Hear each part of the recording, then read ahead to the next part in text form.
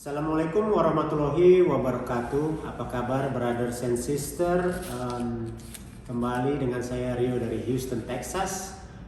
Kali ini saya mau ngajak brothers and sister untuk ikut dalam ngobrol santai kita kali ini.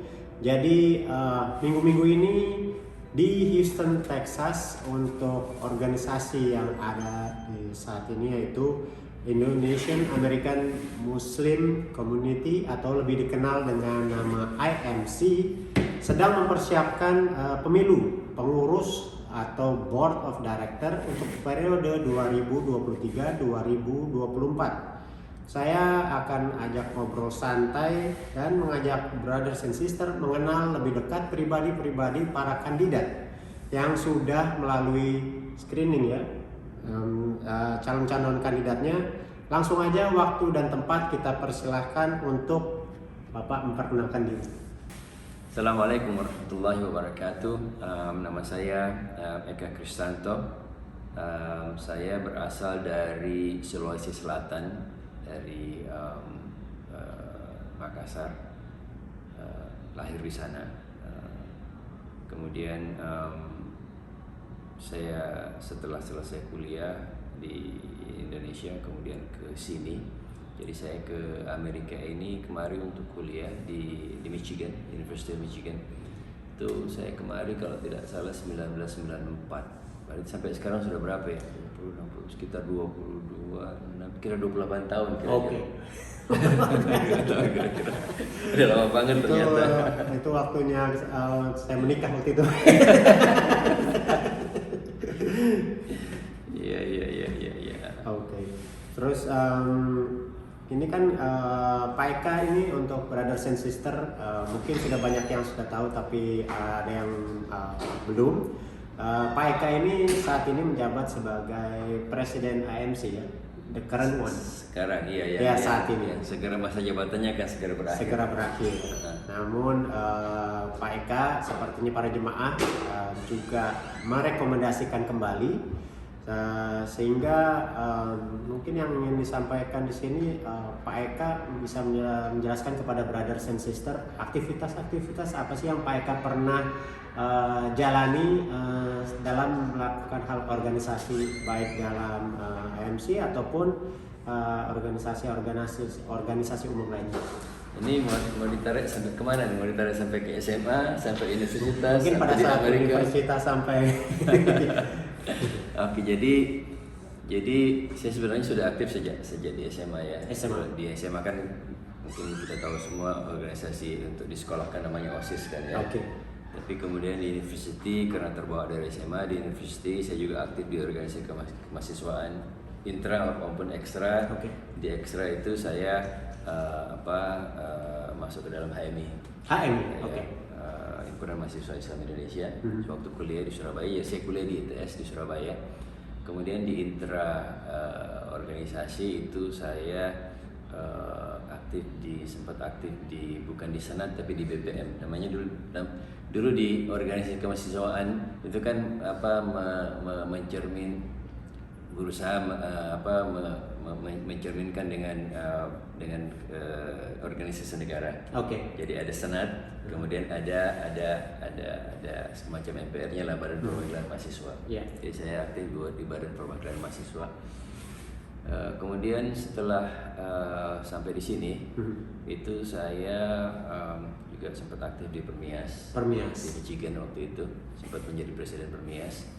Kemudian juga sempat aktif di IMSA, Indonesian American Muslim Society.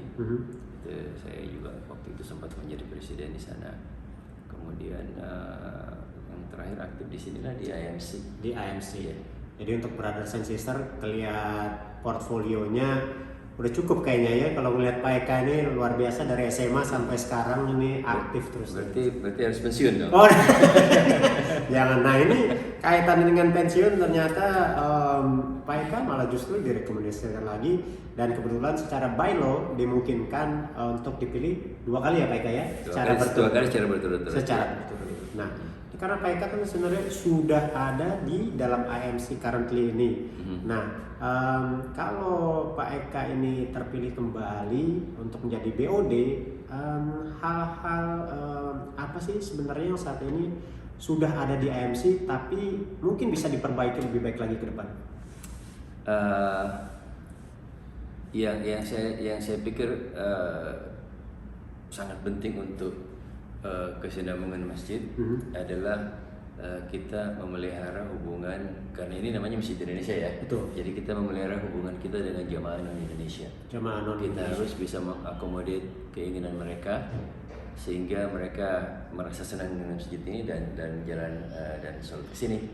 Oke. Karena kalau kita lihat kondisi sekarang itu yang terus terang yang benar-benar bahkan mungkin untuk sholat 5 kali sehari itu 90% orang di Indonesia. 90%, oke. Jadi ya, kita harus bisa mengakomodasi keinginan mereka dan alhamdulillah sudah ada beberapa acara yang kita lakukan untuk mengakomodasi atau merangkul mereka.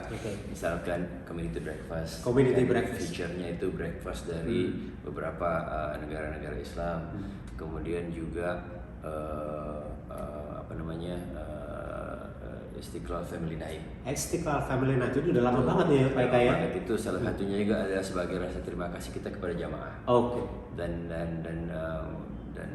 sehubungan dengan semakin besarnya jamaah Indonesia, maka makanan yang ditawarkan di Istiqlal Family Night akan juga semakin mekar begitu ke arah Indonesia.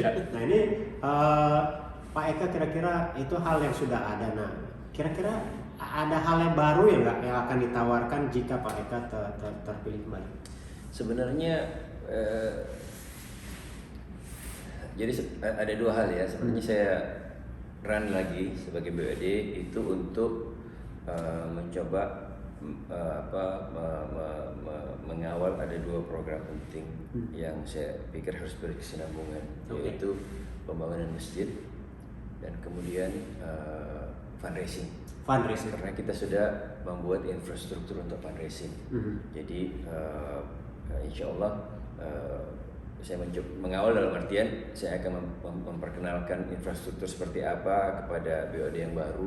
Kemudian untuk pembangunan masjid apa yang sudah kita lakukan dan apa yang belum kita lakukan kepada BOD yang baru sehingga bisa berkesinambungan gitu. Oke. Jadi ini sebenarnya tujuan saya menjadi misalkan menjadi presiden itu bukan tujuan. Oke.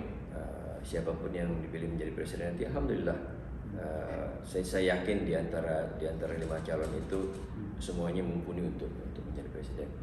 Dan kemudian hal yang baru, sebenarnya tidak ada hal yang baru karena kita semua sudah coba lakukan. Cuman ada satu yang penting sekali yang tadi saya singgung adalah bagaimana kita mengusahakan agar jamaah terutama yang sholat yang datang ke masjid itu semakin banyak orang Indonesia.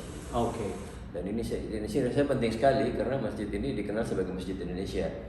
Dan saya sudah beberapa kali orang-orang Indonesia datang ke sini terus dia lihat, brother katanya, where are di Indonesia? Oke, itu jadi kembali diulang oleh Pak Eka untuk brothers and sister Indonesia kalau ada waktu lewat Sugarland daerah Mekaskol ini dekat dengan mampir. Nggak perlu mungkin awal-awal nggak perlu tiap hari lah, paling nggak kalau bisa sekali sebulan lah weekend. Sekali sebulan weekend. Kalau bisa kemudian tegutkan every weekend, alhamdulillah. Nah weekend Sabtu ada yang jualan pula lagi makanan Indonesia. Yang kalau kangen Indonesia ya tinggal datang aja ke sini tiap hari Sabtu bisa sholat zuhur sekaligus makan siang bersama-sama. Belum lagi kalau yang punya anak kecil kan kita ada sekolah juga. Oh ada IKIAS ya. Ada IKIAS juga kalau yang punya anak-anak bawa aja ke masjid untuk belajar Al-Quran bersama-sama. Nah ini kita di masjid gini nih Pak Eka, kalau Pak Eka termasuk sering lah di sini. Hal-hal apa sih yang Pak Eka rasa paling sukain pada saat Pak Eka berada di masjid? Suasananya atau apanya? Iya, yang saya senang itu keasrian, ketenangan dalam artian yang sebenarnya. Karena memang masjid ini asri. Ini mungkin satu-satunya masjid yang paling banyak pohonnya. Terutama kalau summer kelihatan sekali. Dan kemudian juga keasrian atau ketenangan dari jamaahnya. Jadi saya tidak pernah merasakan ribut yang berarti. Ribut itu sudah given ya. Tapi ribut yang berarti sampai sampai melukai perasaan sampai kemana-mana gitu nggak ada di sini. Dan insya Allah mudah-mudahan kita bisa pertahankan kondisi yang seperti ini. Saya rasa ini yang menyebabkan juga jamaah Indonesia senang datang ke sini. Insya Allah. Kita di sini tenang lah. Oke. Nah ini Pak Eka udah kurun 2 tahun terakhir, kira-kira perbandingan antara saat ini ditarik mundur ke 3-5 tahun yang lalu, apa sih yang perubahan yang bisa Pak Eka lihat berbeda dibanding 5 tahun yang lalu dibanding dengan sekarang? Perubahan fisik jelas kelihatan ya, ada pertambahan parking lot. Itu perubahan yang besar sekali. Tapi perubahan yang non fisik juga itu tidak kelihatan, tapi sebenarnya bagi teman-teman yang sering berinteraksi dengan jamaah di sini, terutama jamaah Indonesia, itu secara pelan-pelan mereka sebenarnya sudah bukan mengakui, tapi sadar bahwa ini itu Masjid Indonesia. Mereka sadar bahwa kepemimpinan itu akan di tangan orang-orang Indonesia. Dan mereka sadar karena mereka setiap ingin melakukan sesuatu mereka minta izin. Dan di lain pihak kita juga berusaha mendekati mereka ya dengan mengadakan program-program yang melibatkan mereka. Jadi itu yang saya lihat perkembangan selama 2-3 tahun terakhir, yang perkembangan yang positif. Jadi dengan demikian mudah-mudahan tidak ada ribut-ribut gitu, tidak ada berusaha mengambil alih masjid dan segala macam. Nah ini kita udah mendengarkan hal-hal yang positif yang sudah disampaikan oleh Pak Eka sebagai salah satu kandidat. Kita juga mau lihat sebenarnya setelah ini terbentuk pengurusan yang baru, tantangan paling besar apa sih yang akan dihadapi oleh pengurus yang baru nanti ini, Pak Eka? Tantangan terbesarnya itu sebenarnya kita sudah ngomong dari tadi bahwa bagaimana melibatkan lebih banyak jamaah Indonesia. Kita kan either pada waktu sholat atau pada waktu program lainnya, terutama program-program misalkan program pengajian. Kita kan salah satu tujuan masjid kan mengedukasi jamaah, mengedukasi kita sendiri kan ya. Jadi kalau ada program-program pengajian, ya namanya juga masjid di Amerika, pasti lebih banyak pembicaranya yang bahasa Inggris kan ya, supaya orang lain juga bisa ikut kan. Betul. Cuman masalahnya itu tadi, kalau bahasa Inggris sedikit yang datang orang Indonesianya, sholat sedikit yang datang, jadi itu tantangan terbesar bagi pengurus yang akan datang. Mungkin sama satu lagi sebelum lupa, youth. Bagaimana kita menarik youth untuk datang ke masjid, itu yang tantangan terbesar yang sejak dari dulu sudah berbagai cara kita lakukan tapi belum berhasil. Jadi untuk cara menghadapinya sebenarnya masih ada kendala ya. Ada kendala, trial and error, bagaimana sih sebenarnya? Karena yang mengelola youth saat ini adalah orang tua yang notabene dibesarkan di Indonesia kan ya. Padahal youthnya besar di sini, jadi kayaknya ada gap gitu loh. Kita mencoba mencari bagaimana agar youth yang sudah besar di sini, yang sudah katakanlah sudah yang adult gitu ya, bisa menjadi leader dari mereka gitu. Ya kita doakan bersama-sama brothers and sister, karena ya kita di sini kalau kayak saya pribadi itu mungkin generasi pertama, ada generasi kedua anak-anak kita yang memang sudah besar di sini. Mudah-mudahan bridging apa yang ingin disampaikan oleh pengurus-pengurus saat ini bisa berkesinambungan sampai dengan generasi-generasi berikutnya gitu ya. Insya Allah. Harapan kita semua. Nah nanti ini dengan kondisi saat ini nih Pak Eka, kalau melihat ke depan, Pak Eka melihat AMC atau Masjid Istiqlal itu di masa datang seperti apa sih nantinya?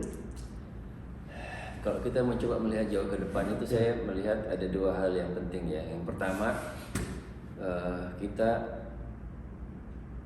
ingin menjadikan masjid ini sebagai landasan untuk sosialisasi khasanah pemikiran Islam yang berkembang di Indonesia.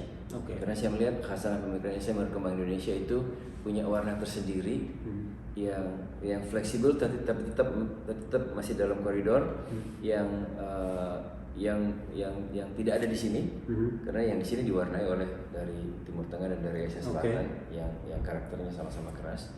Jadi saya melihat ada pasarnya di sini. Jadi insya Allah kita akan mencoba menjadikan masjid ini sebagai landasan untuk mensosialisasikan itu. Jadi kita mengundang ustaz-ustaz dari Indonesia. Yang itu yang pertama. Yang kedua, kita akan mencoba juga menjadikan masjid ini sebagai sebagai United Front dari masyarakat Muslim. Seluruh masyarakat Muslim. Kita tahu kan bahwa ada hadis dari Rasulullah yang mengatakan bahwa Muslim itu seharusnya bersaudara. Kalau satu sakit yang lain merasakan sakit, itu sangat susah sekali untuk kita bentuk. Kita cobalah pelan-pelan melalui Masjid Istiqlal ini untuk kita coba bentuk United Front yang seperti itu. Dan saya rasa bisa, dan dalam skala kecil saya pribadi sudah merasakan itu. Jadi dulu misalkan kalau ketemu orang non Indonesia itu perasaan biasa-biasa aja gitu. Sekarang ketemu dengan orang Indonesia tentunya yang sering ketemu di masjid itu sudah ada merasa keterikatan gitu loh. Jadi kalau misalkan nggak ketemu itu di mana beradanya, jangan sakit gitu. Dan insya Allah mudah-mudahan ini bisa menyebar. Jadi Masjid Istiqlal menjadikan suatu brotherhood and sisterhood di dalam komunitas sampai atau lingkungan sekitarnya gitu ya. Dan kita punya modal untuk itu. Orang Indonesia, karakter dasar orang Indonesia kan pertama kita nggak suka ribut, kita nggak suka menonjolkan ya. Jadi saya pikir dua materi dasar ini yang bisa memungkinkan untuk kita membentuk United Front. Insya Allah kita doakan sama-sama brothers and sisters. Nah ini mungkin terakhir, Pak Eka ini sibuk lah, udah sibuk rutinitas hari-hari bekerja, plus saat ini sebagai presiden dari IMC. Apa yang Pak Eka lakukan sih untuk waktu senggang biar Pak Eka refresh sementara dari rutinitas ini? Ya apa aja yang bisa dilakukan? Ya jalan-jalan ke mall lah ya. Tapi yang saya rasa penting sekali, dan saya yakin sekali bahwa semua bapak-bapak dan ibu juga melakukan ini, bahwa pada saat ada waktu luang, dan saya pikir bukan waktu luang ya, tapi waktu itu harus kita adakan. Kita berusaha setiap saat untuk meningkatkan pengetahuan kita tentang Islam. Banyaklah kursus yang kita bisa ikuti. Apakah itu kursus untuk membaca Al-Quran lebih baik, atau apakah itu kursus untuk meningkatkan pengetahuan keislaman kita. Sekarang tergantung kita mau apa enggak kok. Itu di online banyak sekali dan biayanya juga murah, bahkan banyak yang gratis, dan saya pikir ini penting untuk dijadikan suatu rutinitas bagi kita. Jadi insya Allah kita semua masing-masing dari kita bisa berkembang gitu. Ya, baik.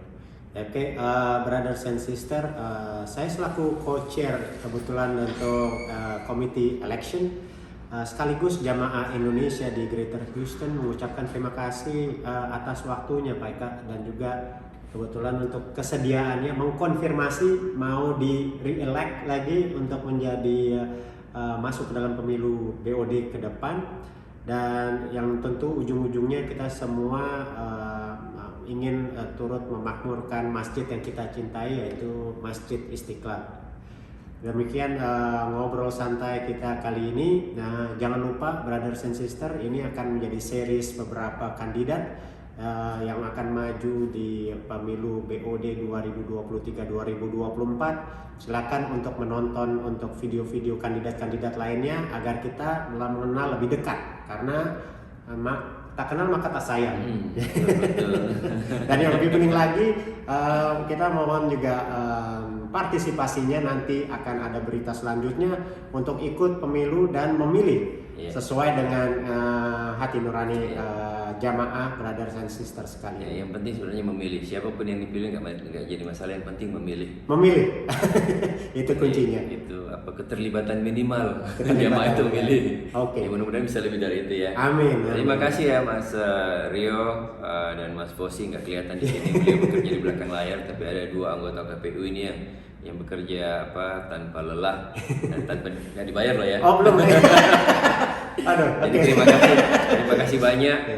Mudah-mudahan Mas kerjaan Mas Rio dan Mas Fosi ini mendapatkan balasan yang setimpal dari Allah Subhanahu Wa Taala. Amin, amin. Dan mudah-mudahan kemudian bisa berlanjut dengan baik.